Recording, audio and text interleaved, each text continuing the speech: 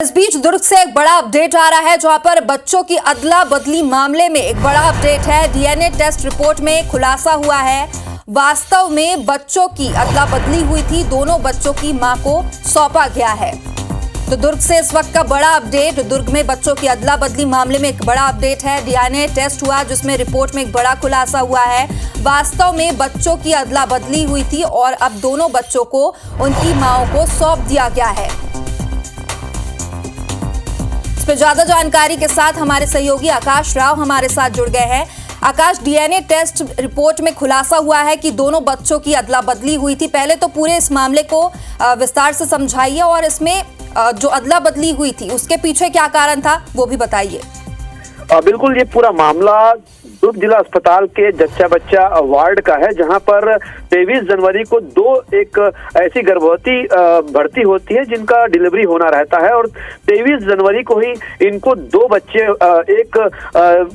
जो होते हैं बच्चे होते हैं और दोनों का लगभग समय 1:25 से 1:31 के बीच का होता है। और इस बीच में दोनों बच्चों को जो वार्ड बॉय होता है वो ले जाता है, भीतर ले जाता है और दोनों बच्चों को टैग लगा देता है।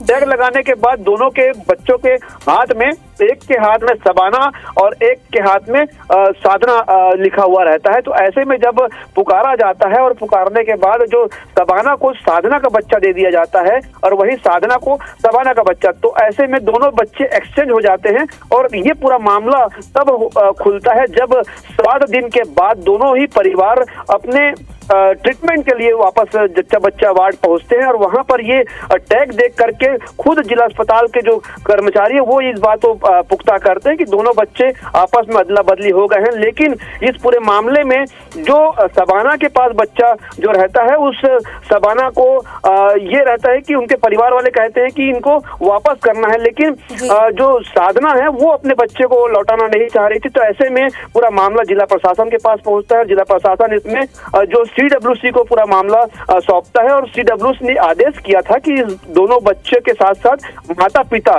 कुल 6 लोग का डीएनए टेस्ट किया जाना है। तो 6 तारीख को ये डीएनए टेस्ट हुआ था, सैंपलिंग को लेकर के रायपुर भेजा गया था। जिला प्रशासन, पुलिस प्रशासन, साथ ही साथ सीडब्ल्यूसी के अधिकारी इस पूरे मामले में हस्तक्षेप करते हैं और रिपोर्ट चूंकि 10 से 15 दिन में आना होता है, लेकिन मामला काफी संवेदनशील था, इस कारण से मामले जो रिपोर्ट है वो 2 दिन के भीतर ही आ गई और इस बात का ये पुख्ता हो चुका है कि जो सबाना के पास में जो बच्चा था, तौर पर यहाँ पर अस्पताल प्रबंधन की यहाँ पर लापरवाही दिखी है और अब डीएनए टेस्ट हो गया, रिपोर्ट आ गया और वास्तव में बच्चों की अदला बदली हुई थी उसका भी खुलासा हो गया है। फिलहाल बहुत बहुत शुक्रिया हमारे साथ जुड़ने के लिए आकाश।